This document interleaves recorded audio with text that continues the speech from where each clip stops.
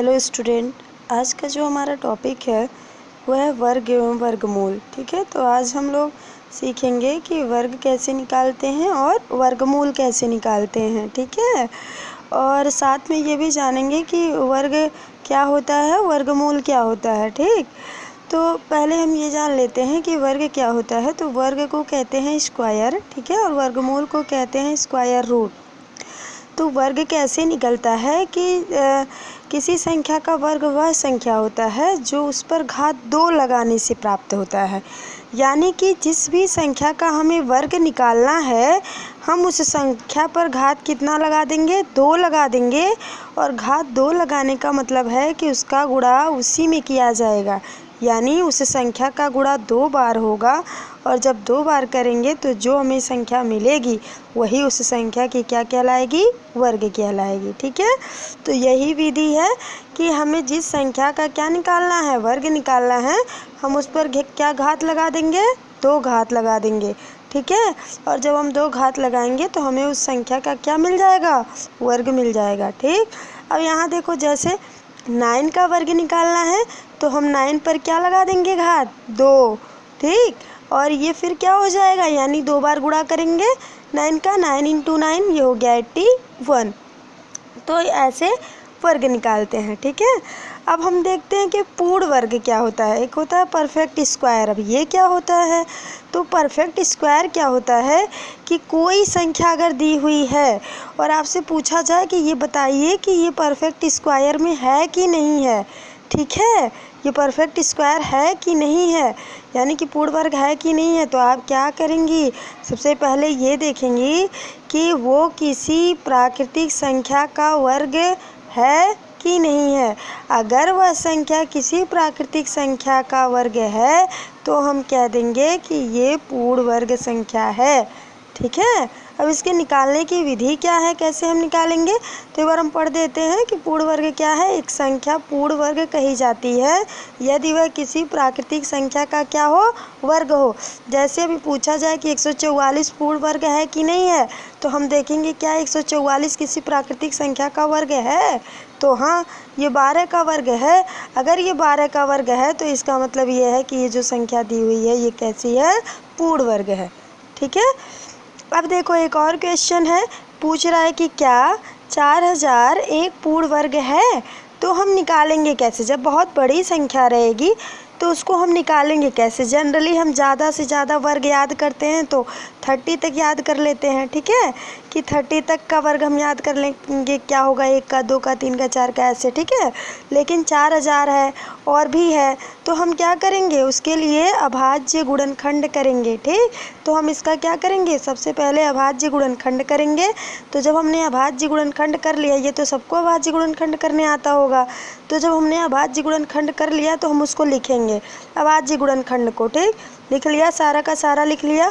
तो अब हम जोड़ा बनाएंगे। जब हम जोड़ा बनाएंगे, जोड़ा क्यों बना रहे हैं, क्योंकि हमें वर्ग पता करना है, पूर्ण वर्ग। अगर हमें पूर्ण घन पता करना रहता तो हम त्रिक समूह बनाते, ठीक है, जोड़ा नहीं बनाते। तो हम यहाँ वर्ग निकालना है, मतलब वर्ग बताना है, पूर्ण वर्ग है कि नहीं है, तो हम यहाँ जोड़ा बनाएंगे। ठीक है, तो जब हम जोड़ा बनाते हैं तो देखो, ये 2 का सेम संख्या होनी चाहिए, ऐसा नहीं है कि किसी के साथ भी जोड़ा लगा दो। ये है, देखो सेम है तो जोड़ा लग गया, यहाँ भी सेम है, जोड़ा लग गया, ये सेम है, जोड़ा लग गया। लेकिन ये 1 2 बच रहा है और 1 5 बच रहा है, इनका जोड़ा नहीं लग पा रहा है। ठीक है, ये अलग अलग है। तो क्या है कि हम देख रहे हैं इस संख्या में कि ये जो है, ये गुणनखंड जो है 2 और 5 के, ये क्या है, अपूर्ण है, मतलब इनका जोड़ा नहीं बन पा रहा है। तो जब जोड़ा नहीं बन पा रहा है तो दी गई संख्या हमारी पूर्ण वर्ग नहीं होगी। ठीक है, ये ध्यान रखना। अगर पूरा जोड़ा बन जाता है तो हम कहेंगे कि दी गई संख्या हमारी पूर्ण वर्ग है, और अगर जोड़ा नहीं बनता है तो हम कह देंगे दी गई संख्या हमारी पूर्ण वर्ग नहीं है। जैसे कि यहाँ हमने क्या लिखा है कि 4000 के अभाज्य गुणनखंड ये है, गुणनखंडों को समान गुणनखंडों के युग्म, युग्म मतलब जोड़े में वर्गीकृत करने पर, यानी बांटने पर, जोड़े में हमने बांट दिया, बांटने के बाद क्या बच जा रहा है, 2 एवं 5 के युग्म अपूर्ण हैं, ये युग्म नहीं बन पा रहे हैं। और जब ये अपूर्ण हैं इसलिए 4000 क्या होगी? एक पूर्ण वर्ग संख्या नहीं होगी। तो समझ में आ गया होगा, ठीक है, कि अगर पूछ रहा है कि क्या ये पूर्ण वर्ग है कि नहीं है, अभाज्य गुणनखंड करो, ठीक है, और उन अभाज्य गुणनखंडों का क्या करो? जोड़ा लगाओ।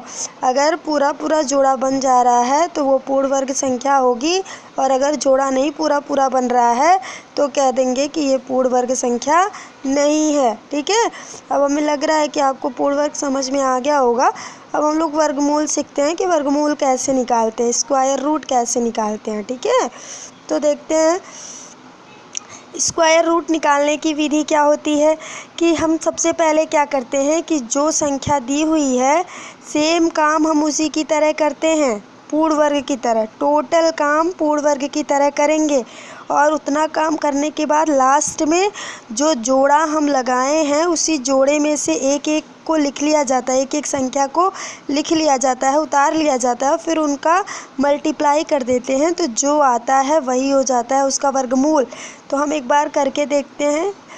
तो ये दिया हुआ है कि जब दी गई संख्या एक पूर्ण वर्ग हो तो उसका वर्गमूल निम्न विधि से ज्ञात करते हैं।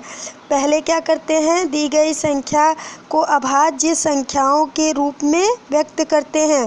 पहले अभाज्य संख्या के रूप में उसका गुणनखंड करेंगे ना। तो जब गुणनखंड कर लेंगे तो समान अभाज्य गुणनखंडों के युग्मों का क्या बनाएंगे? समूह बनाएंगे। हमने कहा था ना कि क्या करते थे, जो संख्या दी रहती थी उसका अभाज्य गुणनखंड करते थे, और अभाज्य गुणनखंड लिखने के बाद, ठीक है, उसके बाद समान अभाज्य संख्याओं का युग्म जो बनता था उसका समूह बनाते थे, जोड़ा लगाते थे, ठीक है। और फिर क्या करेंगे, प्रत्येक युग्म में से यानी प्रत्येक जोड़े में से एक एक अंक लेकर अभाज्य अपवर्तकों का गुणनफल ज्ञात कर लेंगे। यानी उनमें जो हम जोड़ा लगाए हैं समान अंकों का, उसमें से एक एक अंक ले लेंगे, और लेने के बाद उन सबका आपस में गुणा कर देंगे, तो जो गुणनफल आएगा वही उस संख्या का क्या हो जाएगा? वर्गमूल हो जाएगा। तो हम क्वेश्चन कर लेते हैं, जैसे 1936 का वर्गमूल निकालना है, 196 का वर्गमूल निकालना है। तो हमने 1936 का अभाज्य गुणनखंड कर लिया, तो क्या आया? 2 × 2 × 2 फिर इंटू 11 आ गया। अब हमें वर्गमूल निकालना है, तो हमने करड़िया वाले में बताया है कि किसको किस साइन से रिप्रेजेंट करते हैं। तो वर्गमूल को ऐसे रिप्रेजेंट करते हैं, ठीक है। ये पूरा अंडर रूट का ही वो है। और उसके बाद देखो फिर हमने क्या किया, जोड़ा लगाया है, जोड़ा लगा लिया है। अब इस जोड़े में से एक एक गुणनखंड लिख देंगे, यहाँ से 1 2, यहाँ से 1 2, यहाँ से 11, और मल्टीप्लाई कर दिए 44 आ गया। तो तुम्हारा 1936 का क्या हो गया वर्गमूल? 44 आ गया, ठीक है।